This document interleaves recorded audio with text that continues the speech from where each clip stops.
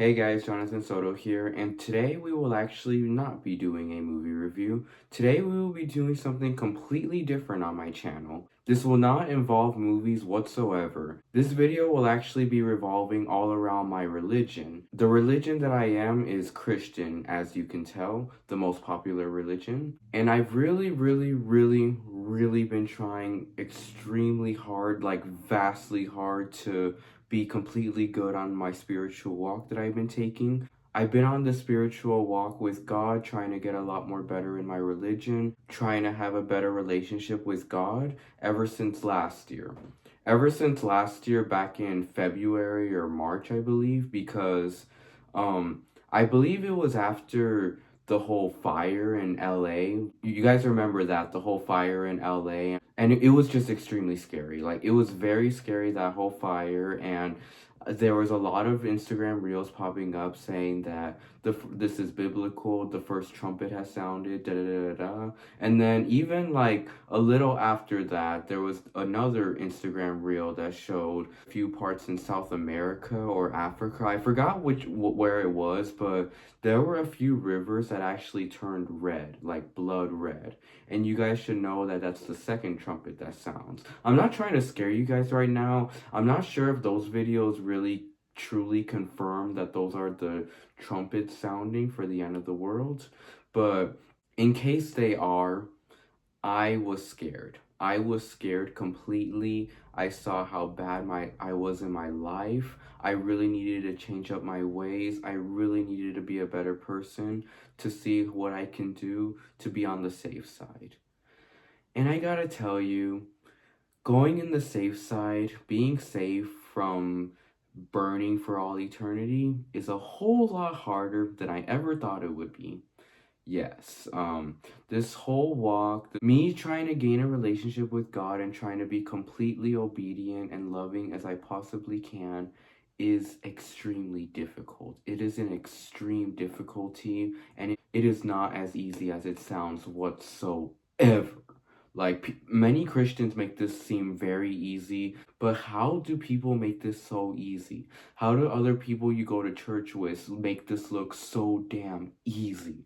No, this has been one of the most hardest things I could have ever done in my life, if not the hardest. I mean, I wouldn't say it's the hardest, but I have had many mental breakdowns with my spiritual walk. I've had to sacrifice things, I've had to give things up, and I gotta tell you, it was hard doing that.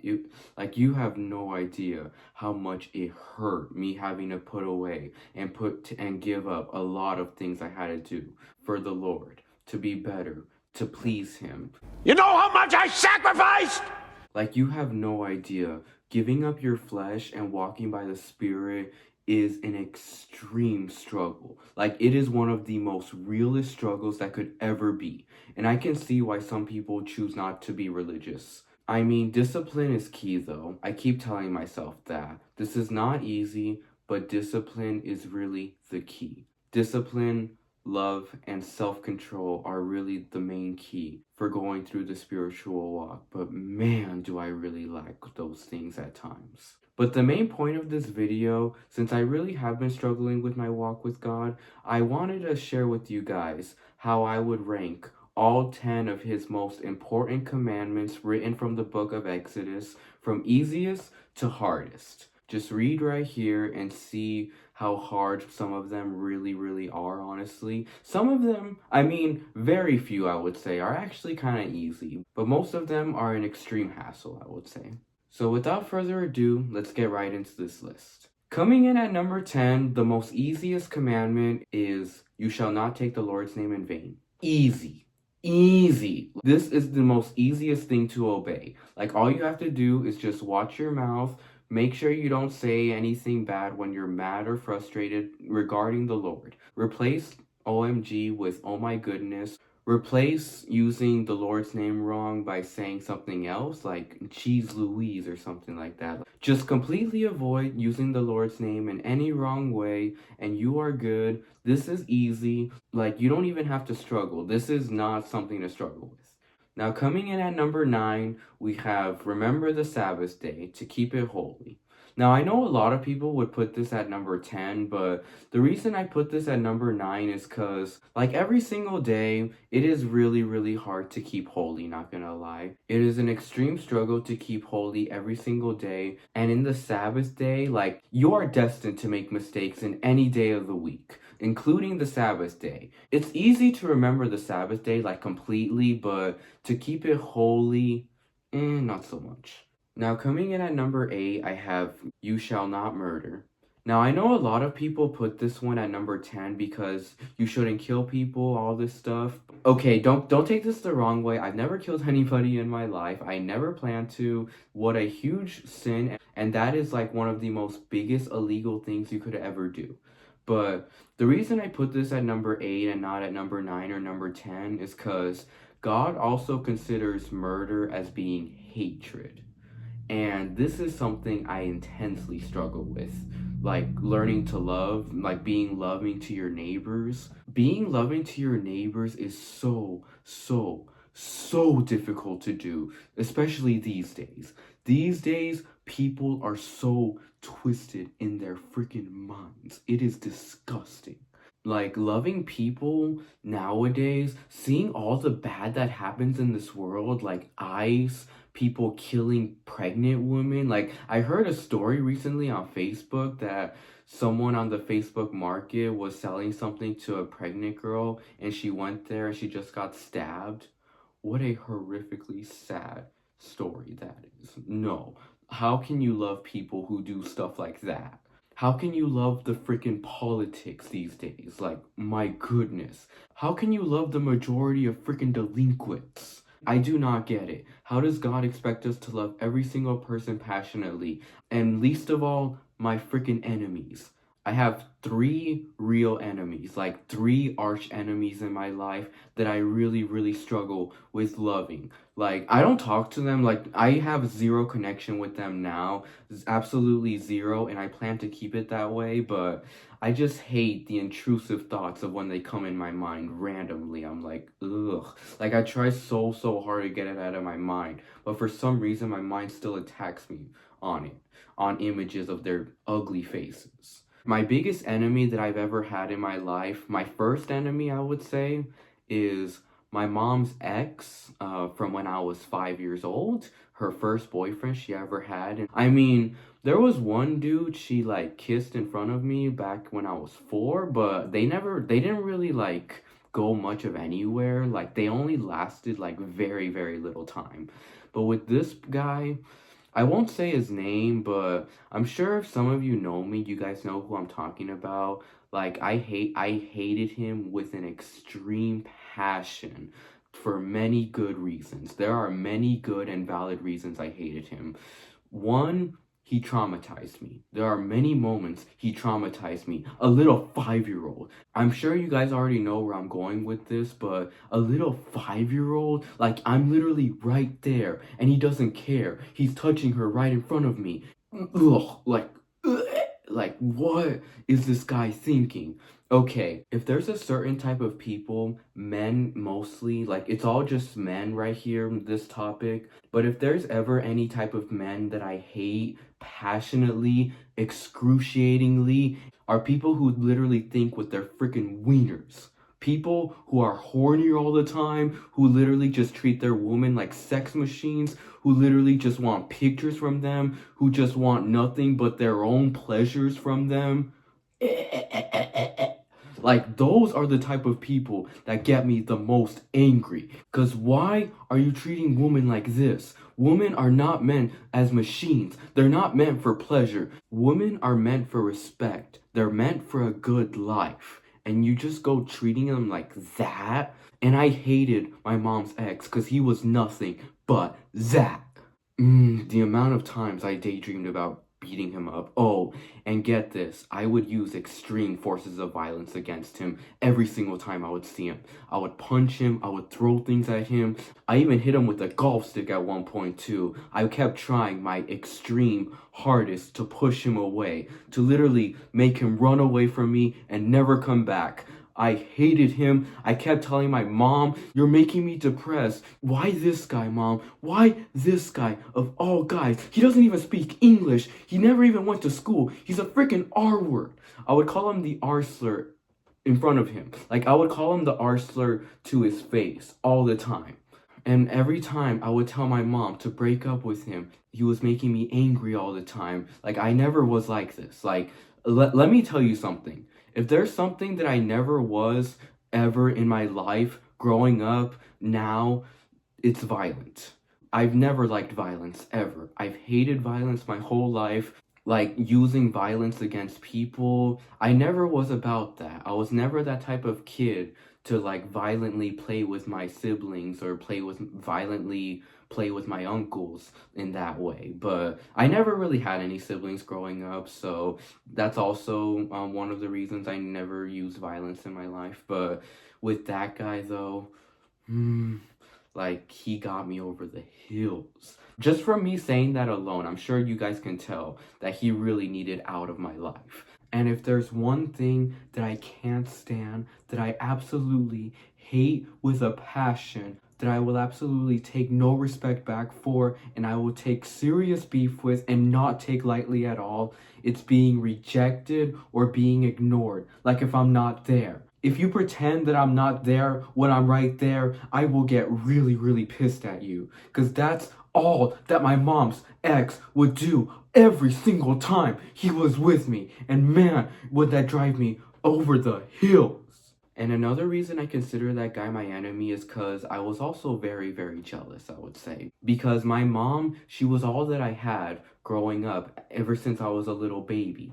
My mom is a single mother. She raised me with no father to help her. Like, I didn't grow up with any father. And all my life, she was all that I had. She was all that I loved. Like, she was the only person that I really, really loved passionately. I mean, I wouldn't say the only person. I have my uncles and aunts, her brothers and sisters that would also support me too in those days. I mean, they still do now. They still do now, and I deeply love them for that. I always have. But with my mom, I never wanted to lose her.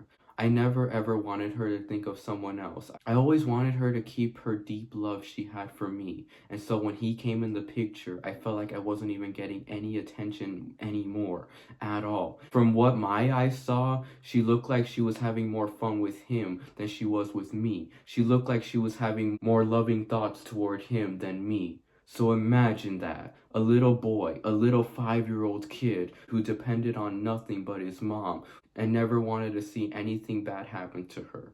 Imagine that. Imagine how I felt on the inside. That was the very first time I ever felt depression and stress, was when I was 5. Oh, and you guys have not even heard the worst part. That was not the end of it right there. Believe it or not, my mom kept repeatedly going back to that same freak over and over and over again, all throughout my childhood, my entire childhood years, all the way up until I was in 8th grade. And finally, when I was in 8th grade, they stopped forever. And I am truly, truly grateful for that. And at times, I even feel like it was God right there who literally came and literally separated them forever, as he knew I needed to be rid of that guy completely. Yeah. There are many times I even thought of murder in my mind too of him, but yeah, I'm not gonna go that deep, but he's the only person that I've ever met where I can actually say that I had that in my mind. And as for my second enemy that I've had, like, he's like kind of a bit on the same par, I would say, because he also had the same mindset as my mom's ex did, where he would just think of women with his penis all the time. Literally, just nothing but his pleasure, and it's disgusting. And it was my ex's ex. Now picture this.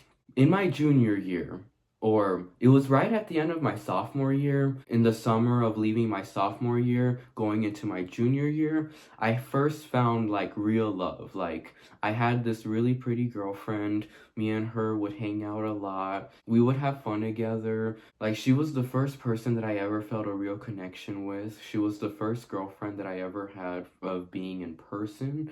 Like, I had other girlfriends in the past before her, but they were only through text. But this was the first girl I had in person where we met up a lot. We bonded so nicely. We had so much in common. We had many good memories together. We shared many laughs. I even had my first kiss with her too. But here's the thing.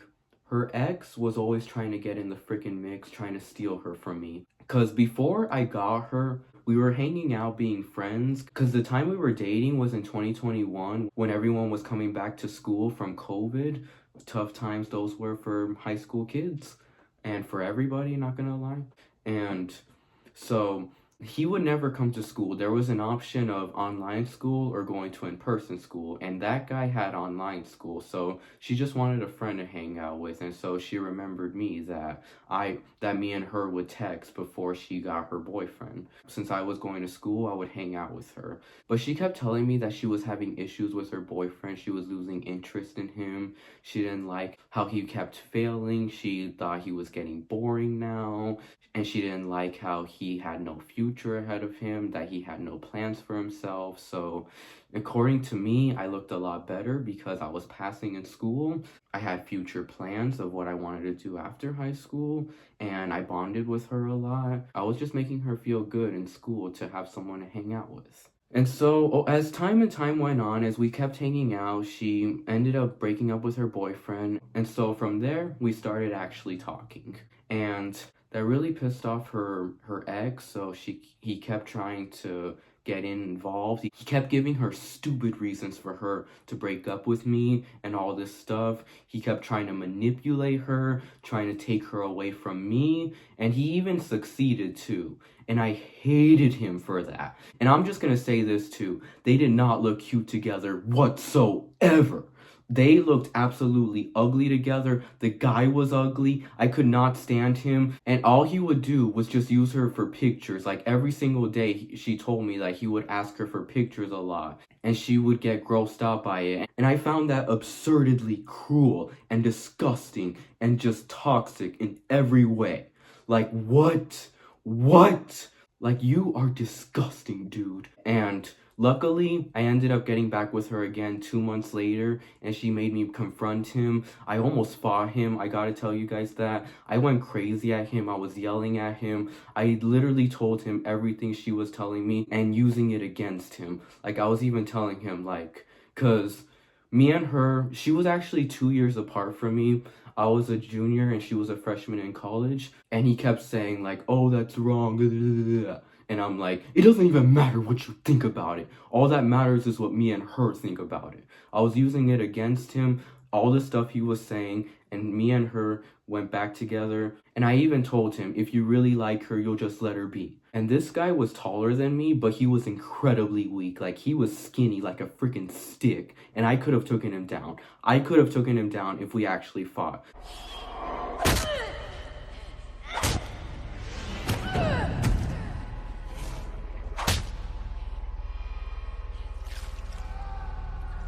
The only thing that stopped me was just because we were at a park with little kids. And I didn't want to scare my girl, so we just quickly left. And luckily, her and that guy aren't even connecting anymore.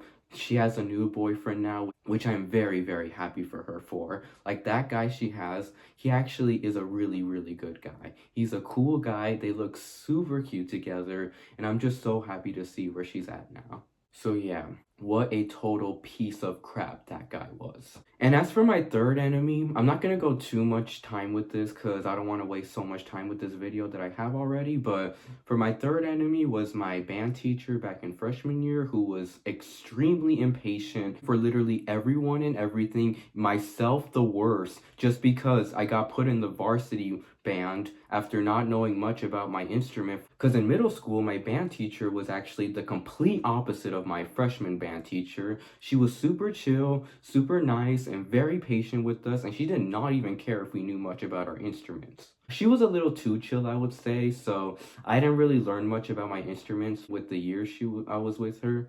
So by the time I got to my freshman year and got put in the varsity band, yeah, it was hard. And that band teacher, he would always get angry at me, kick me out of the classroom, kick me out of the concerts. He was horrible. I did not like him at all. He was utterly annoying too. Like, I could not stand him. Like, he just hated me just because I didn't know much about the stuff that he really loves. We both didn't like each other. A lot of the times, I always fantasized of me taking my clarinet and literally knocking him out with it.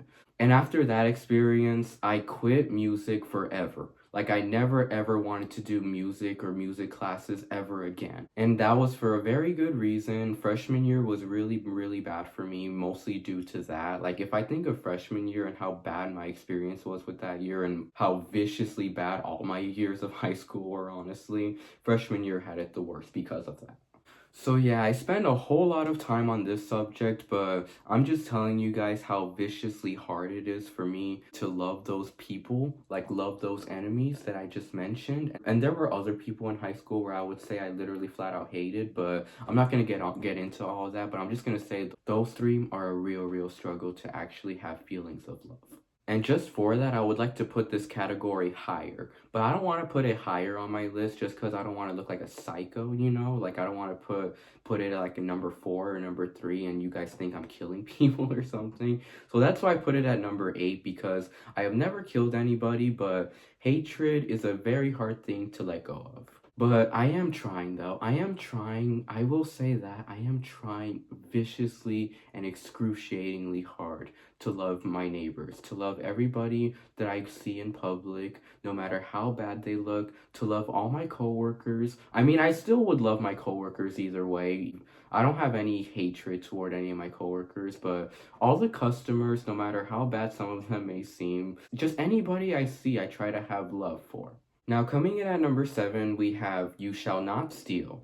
Now, this one is also pretty easy not to do, but I have had some pretty bad experiences with this sin. Like, I've gotten caught many times before, including with people of my family, which was not a fun experience, and I even got caught in a public store too, which was also not so great. Oh my goodness, how traumatizing that was. But here's where I get to the hard part though of this sin.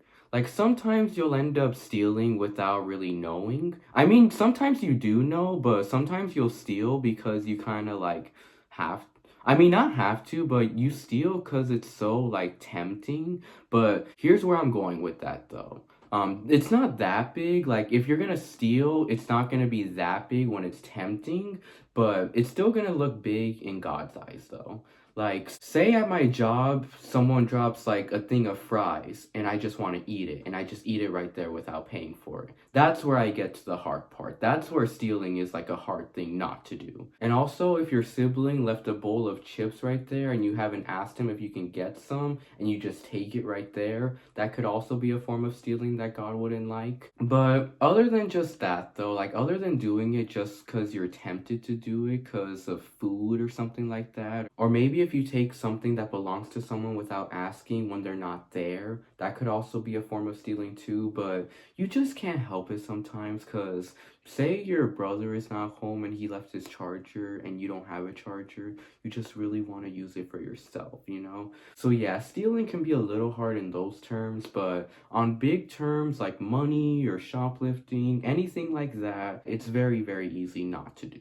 Now, coming in at number 6, I have You Shall Honor Your Mother and Father. Now, this one is a little bit of a hard one too, because sometimes you just can't help but disobey your parents, especially if you want to go out somewhere, you know? Like, you can't just be inside all the time. Like, if they don't let you go outside, you're like, I haven't been outside all week. I need to get some time out of the house.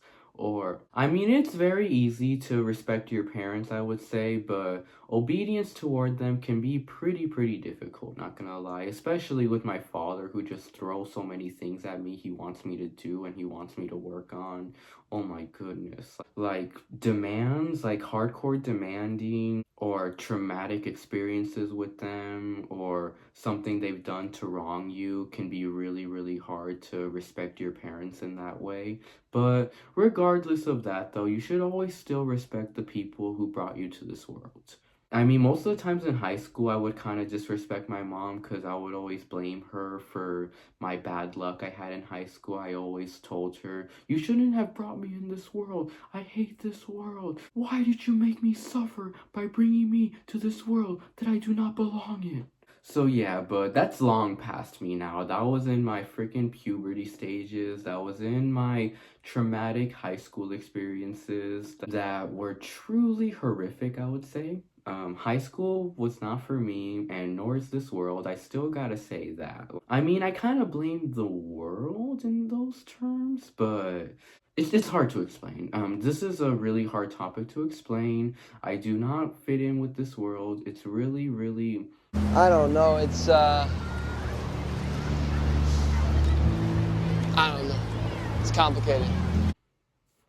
I'm very, very different, not gonna lie, compared to most other people. So for that I've gotten picked on a lot by this world, I still kind of do. I mean, I don't necessarily get picked on, but I still get rejections a lot here and there. And also because of my size, like, oh yeah, this is also something I disrespected my mom for. Like, why did you have to hook up with a guy who is also short? Why couldn't you just go with a freaking black dude? How much more better my life would have been if you hooked up with a freaking black dude. But arguably, that's not my mom's type. She's only into bad Mexicans. Honoring your parents, it's a must. But you also have to honor your parents extremely with this. They feed you, okay?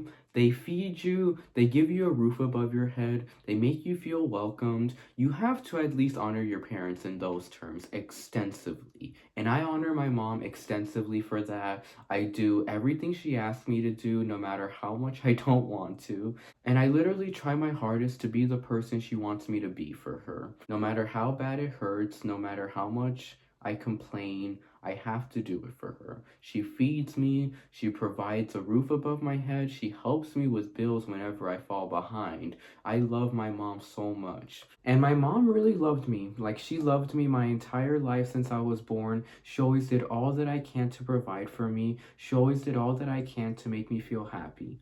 But here's the thing though, sometimes I feel like she just loved me too much, that she wasn't really seeing what I was actually growing up to be. I loved you too much to see what you were becoming. What I was turning you into. But I'm not blaming her though, like I'm not blaming her at all. Like she did the best she could, especially for being a young mom too. And I love her regardless for what she has taught me, what I have learned from her, and what she always does for me.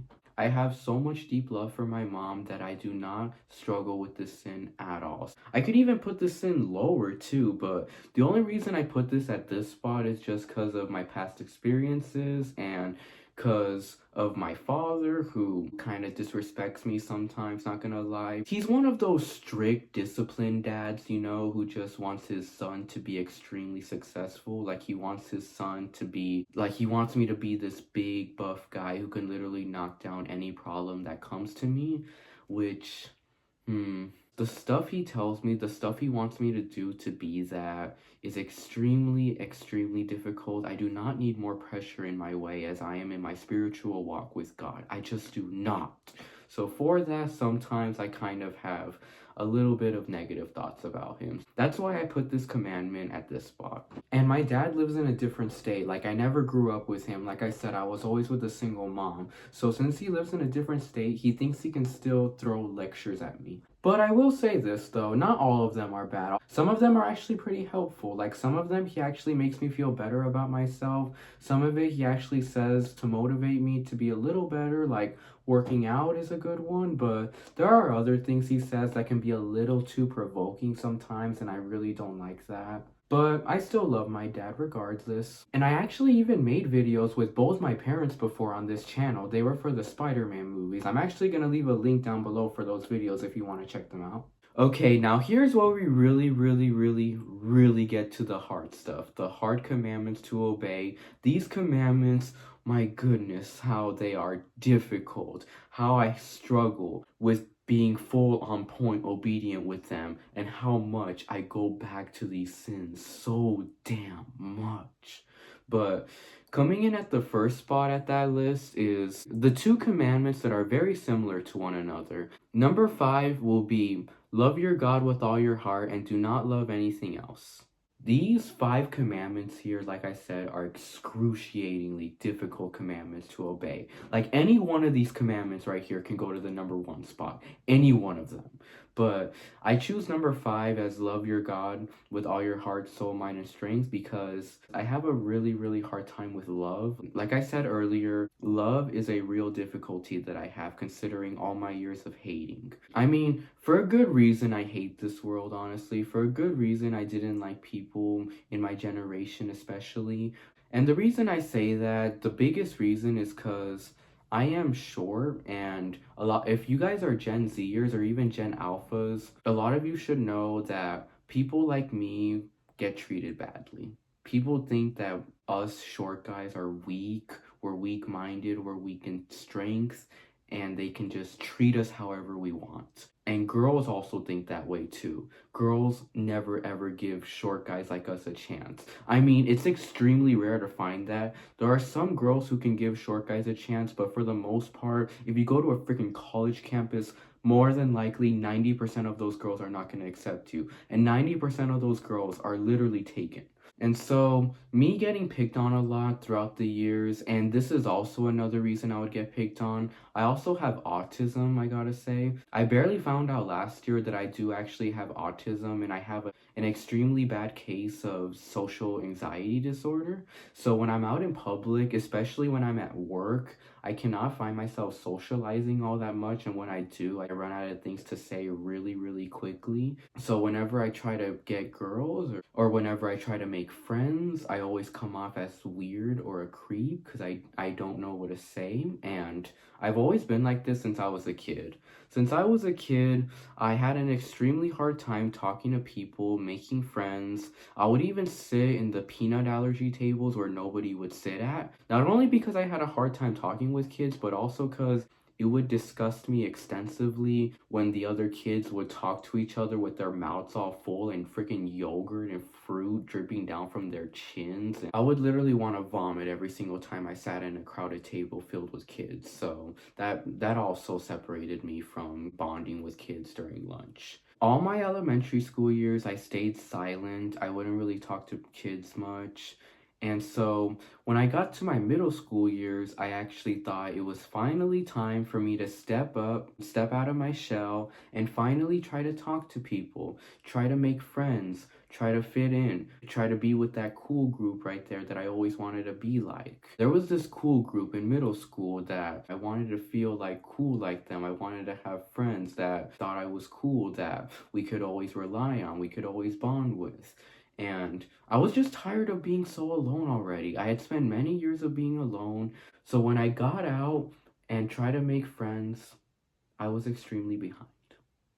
I was extremely behind with interacting, with knowing what people liked, what people didn't like, and I tried so hard. I didn't really know what I was doing, so most times when I try to be funny around them or anything like that, I would always come off as rude.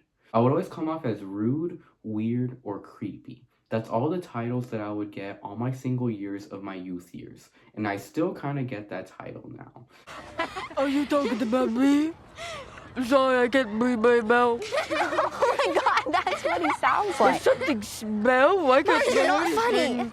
Does anybody have a tissue? Enough, March. Yeah, don't be mean.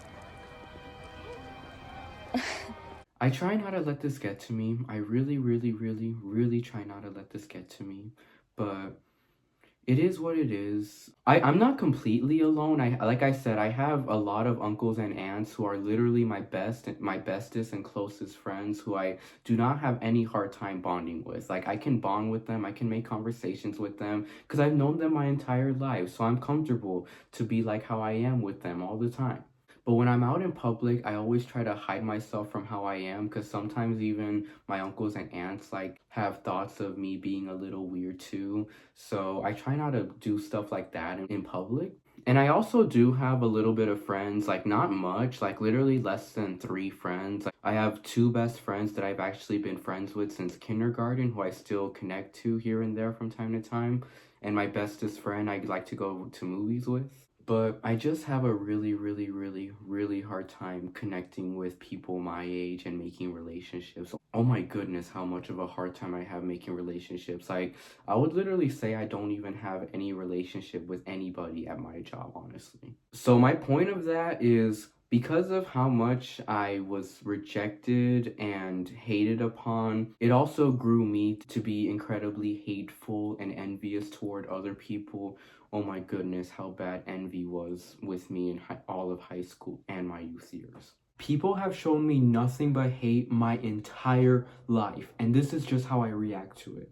And because of how hard it is for me to make relationships with people that I don't know, like people my age or just any sort of other people too, I have a really hard time making a relationship with God too.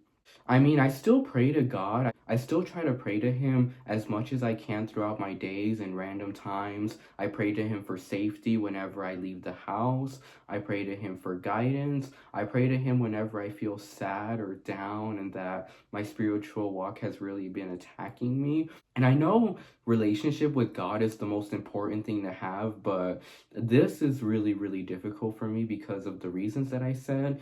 And even in high school, I would even blame God for my bad luck too, the same way I would blame my mom for that too. But yeah, since I have a hard time like loving, that also makes me have a hard time loving God as much as I should too. I mean, I love God so much. He is an awesome God. He's a way maker, a miracle worker, a true promise keeper, the light in the darkness. He has blessed me with a beautiful family. This also makes me very different than other people in a lot of ways too.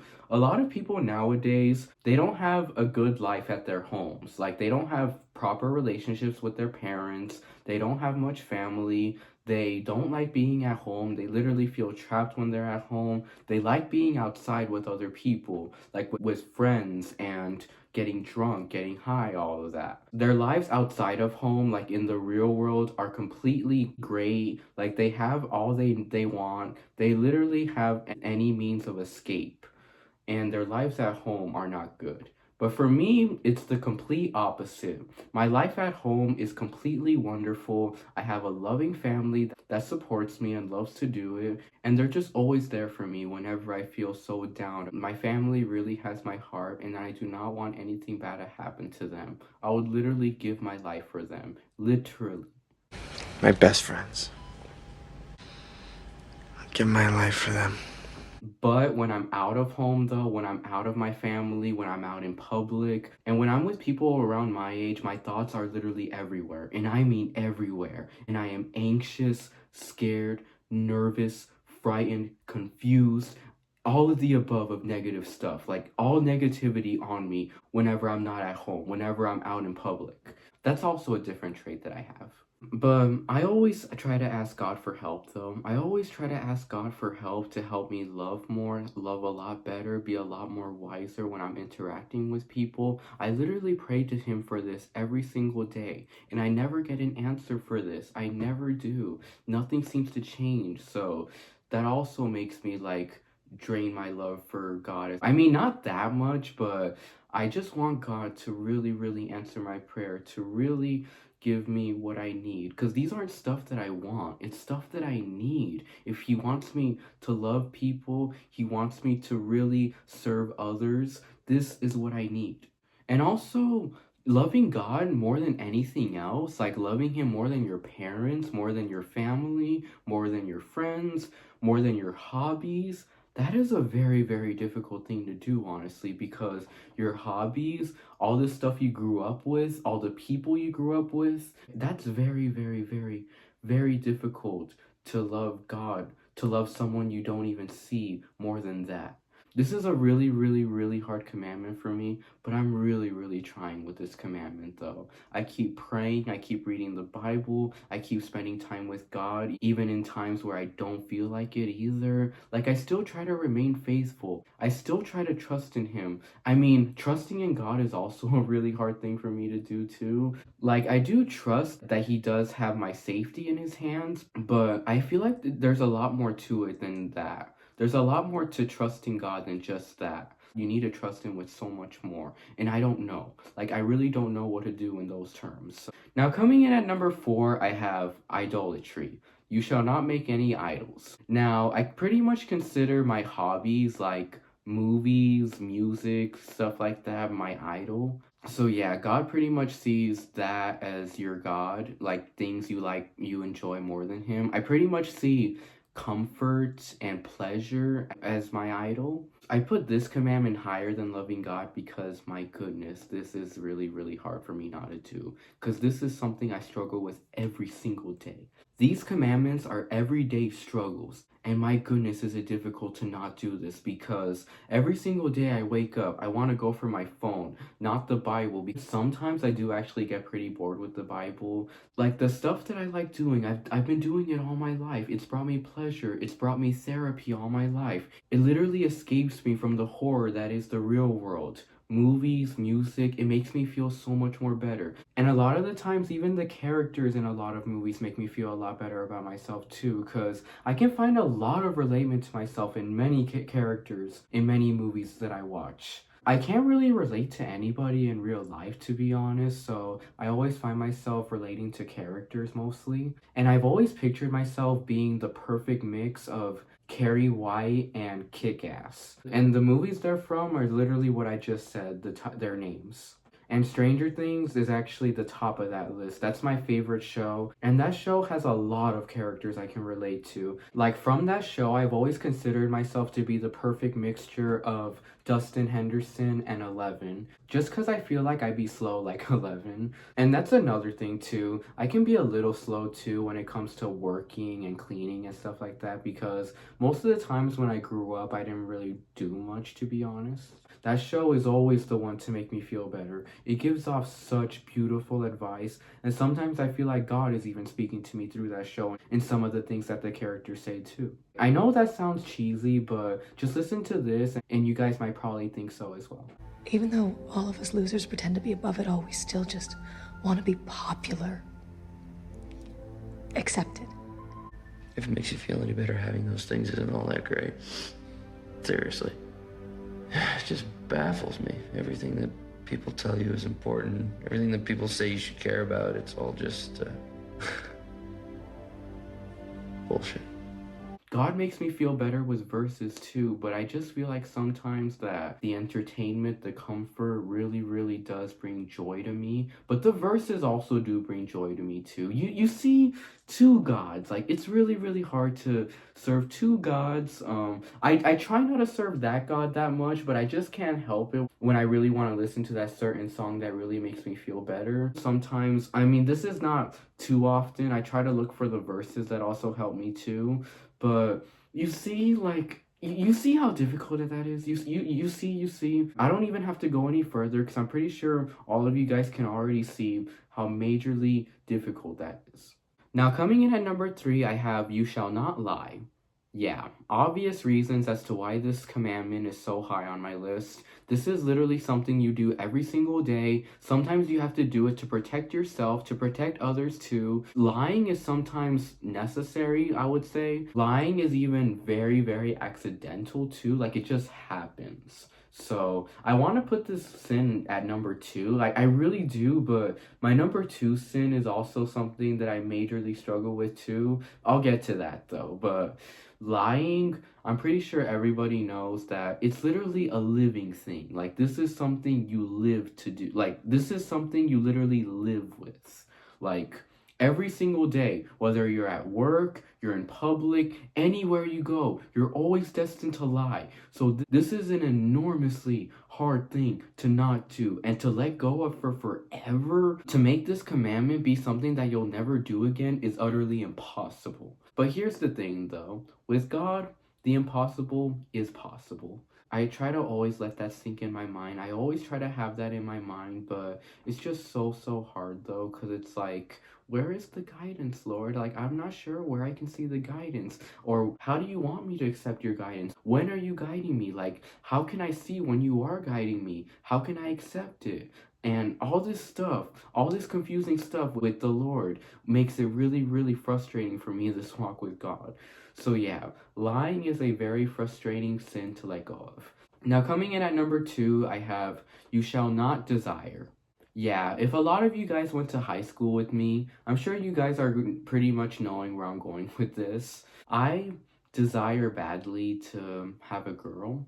It's for obvious reasons why I want a girl though, because all throughout my youth years, I was surrounded by nothing but couples my age. Everyone with their girlfriends, everyone with their attractive, pretty girl that they would grope all the time, that they would cuddle with, that they always felt like they were having fun with, that they always escaped to whenever they felt down, that they never felt alone with. They can just do all the stuff they love doing with them too. Like they won't have to feel alone doing the stuff they love doing, like their hobbies. That is my biggest reason I want a girl, is just because I'm always doing things by myself. I'm always watching movies by myself. I'm always listening to my music by myself. I literally have everything that I want at my home. I'm just missing somebody to share it with.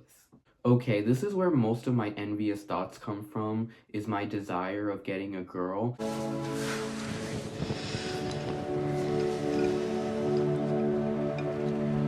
Okay, you guys can already see that I'm pretty desperate right now. But yeah, that is why I have this in at number 2. And not only with girls, but I also desire to get more movies too. Like I want more movies to buy. I want more books to buy. I want a video game console. I want to be better with my walk with God. Like I get desperate to get the stuff that I need from him. Like, desperation is what I struggle with. Desperation is what I live through every single day. And I don't know how I can overcome this sin. These 3 commandments alone right here are the only ones that I would say I don't know how to fix them. Like they're really gonna take much work and effort for me to get these sins away from me completely. And I'm just really hoping God stays patient with me throughout these commandments of not obeying them. I really hope he does, because I also hear of this scary thing of that can happen with you and God. There can be a time where God stops showing mercy on you. He loses his patience with you because you keep falling into repetitive sin and you're not living the lifestyle he wants you to live. So he just closes the door on you forever, and you lose your chances of going to heaven forever with no way back. No way back at all. And that scares me. That alone is my worst fear ever, because I have been rejected by this world many times all my life, and I do not want God to do that to me too on Judgment Day. I really don't. I can't believe for me not to get rejected by him is even more suffering too. So with these 3 sins, I'm just really hoping God spares me. Like God doesn't close the door on me forever for just these 3 sins that I don't know how to let go of, and for forever too. Now coming in at number 1, not only the hardest commandment of the 10 commandments, but the hardest sin of all time. This is literally the most hardest sin of all time to overcome. Man, does this sin have a complete stronghold on me. This is the only sin that I would literally say brings me complete pleasure. Not only just me, but every other guy around me too. And this is the one that I literally call impossible to let go of for forever. Because even if I go like months without this, I still go back to this. Like there was one time where I went like a full few months without doing this sin, and I went back to it again. Like how can I not do this sin for forever? That sin is, you shall not commit adultery, which is also known as lust. We are all cooked with this one. We are all cooked. Because God literally says, if you even look at a woman with lustful intention, you have already committed adultery with her in your heart. If you check out a woman, that is considered lust. And the reason I put this at number 1 is because I really insanely, intensively struggle with this sin. This is the only sin in which I can't stand that it actually has to be a sin. Like, why? This is the only sin that I find completely questionable, because this is literally a natural guy's feelings. It's just natural, like it's every day. Like, why does this have to be a sin? Because men are attracted to women, and it should feel okay if we just want to like take a little peek or something at their profile. I find this sin very questionable, because why does God not want us to sin if he literally makes women with big bodies, big breasts all over the place, and you just can't help but look at them? Like you just can't. Like why does he make women like that if he doesn't want us to lust? And don't even get me started with sex before marriage. Oh my goodness, how hard it is not to do that. Especially if you're being offered. Like you're actually being offered by a girl to do it with you. Like you just can't say no, you can't. It's absurd that this is a sin because we're young. We only live once. And if we don't do it with that one really attractive girl who we could have done it with, we live the rest of our lives with nothing but regret that we could have done that. Why did we blow off our chance? So this is a sin that you're always destined to go back to, more than lying. The reason I put this at number 1 is because at least with desire and lying, like you can actually go forever without doing that. Like some people, compared to this sin, it's a bit more possible to let go of those sins for forever. But with this sin, especially being a guy, it is the hardest thing not to do. Like, I get so angry. Like, this is my reaction knowing that I can't go back to my celebrity crush's page anymore. But yeah, lust has a powerful hold on you. Like, it is extreme when it comes. Like, when it comes for you to do that, like, it is unstoppable. The only thing you can do to stop it is just control yourself. But self-control itself is also extremely hard too. Control. You must bring control. Like, when you see a lustful photo, you can't help but just look at it. You can't. Lust is the only sin. You can't help it at all. And that is why it is so damn hard. Like, when you're on Instagram or you're on Snapchat, you can't just help but stop and look no matter what. Like, literally. At least with lying, you can hold it back a lot of times. With desperation, you can try your complete hardest to stop your feelings from showing. And that is another thing I struggle with too, is not showing my feelings, because I never had a dad to teach me how to do stuff like that. And my mom wasn't really around to teach me stuff all that much either, because she was always working all the time. My mom was very concerned about me having a roof above my head rather than she was about teaching me. I mean, it's not like she didn't want to teach me. It's just she was always so busy all the time trying to put a roof above my head that she just forgot about teaching me. And my uncles and aunts were kids, and they were youth years while I was growing up, so they had to grow themselves up, so they couldn't really teach me to grow up or teach me stuff either. So yeah, going back to desperation, that's also a reason I struggle with desperation too, and that's also a reason I struggle with lust too, because I just can't hide my feelings at all. Lust is the most difficult sin of all time. It is the hardest thing to let go of for your entire life. And I really need work on this, because the amount of times I have repented for this sin. And this is also the only sin in which you can't pray for it to go away. This is the only sin in which you have to do your part entirely for it. You can't just pray for these feelings to go away. You actually have to step up for yourself. This is something God can't help you with. You just have to help it yourself. And that is utterly challenging. At least the other sins, you can ask God for guidance with those sins. But this is the only one in which you can't. This is one where you really need to work on yourself more. Like, you not only need to work on your relationship with God with this, you really need to work on yourself with this. So with the other sins, you can get guidance from God, but this one is the only one where you need to really work on yourself with it. That is my ranking of all 10 commandments from easiest to hardest. And if any fellow Christians are out there watching, please comment down below your advice on how you could help me overcome these sins. That would mean a lot, actually. That would mean so much if anybody in the comments can just tell me ways in how I can overcome this step by step with all this stuff I struggle with. And I'm sorry if some of this video seemed like I was guilt tripping you guys, but I really wasn't. I was only just trying to have you guys understand a lot more about me to see why my walk with God is so much of a hassle for me. But I really hope some of you can keep me in prayers and you guys can really wish me the best on my walk with God, and that I really do make it. All I ask of you guys is that you guys show a little help and support in the comments too. I love you guys. I love you guys. And I also wish you guys the greatest of luck in your walks with God. Keep believing, keep faith, keep trusting, keep loving, and do not give up, as I will not ever give up. Bye, and see you all in the next video.